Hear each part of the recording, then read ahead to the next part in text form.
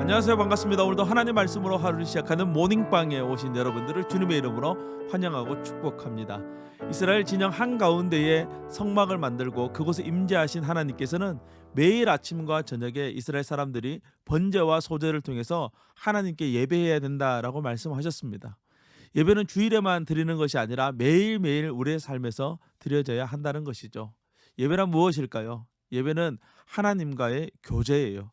특별히 우리가 묵상할 말씀에서는 이 식탁의 교제가 나옵니다. 예배란 하나님과 함께 식사하는 것이라는 거예요. 오늘도 모닝방을 통해서 말씀의 교제를 하나님과 나누는 우리 모두가 될 수 있기를 주님의 이름으로 축복합니다. 오늘 우리가 묵상할 하나님의 말씀은 레위기 2장 1절에서 16절 말씀이 되겠습니다. 어제는 짐승으로 드리는 번제에 대해서 살펴보았고, 오늘은 곡식으로 드리는 제사인데 이것을 소제라고 합니다. 소제에 대해서 함께 살펴보도록 하겠습니다. 번제와 소제는 매일 아침과 저녁에 드리는 제사라고 말씀드렸죠. 1장에는 번제가 나오고 2장에는 소제가 나오지만 나중에는 이 번제와 소제가 함께 드려지게 된다라고 우리가 배우게 될 것입니다.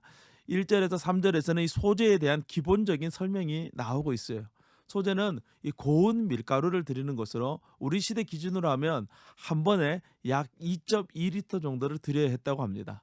2리터 생수병보다 조금 더 되는 양이 되겠죠.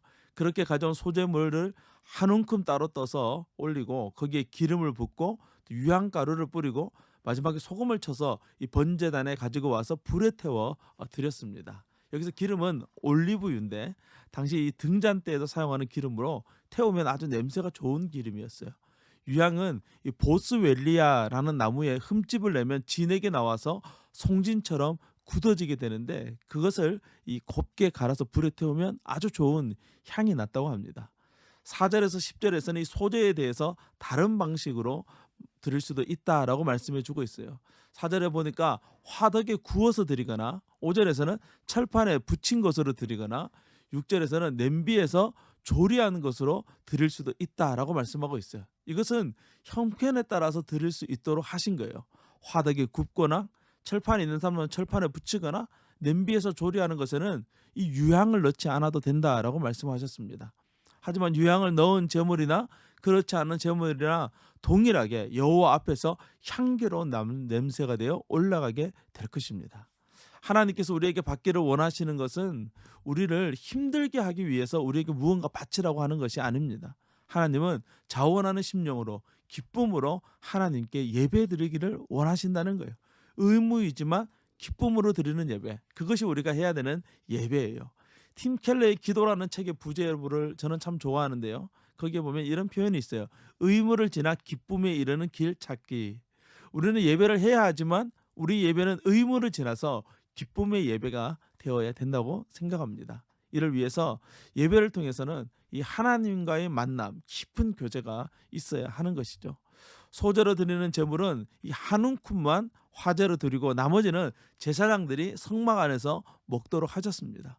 3절과 10절 말씀을 보시면 이는 여호와의 화제물 중에 지극히 거룩한 것이니라 라고 말씀하고 계세요.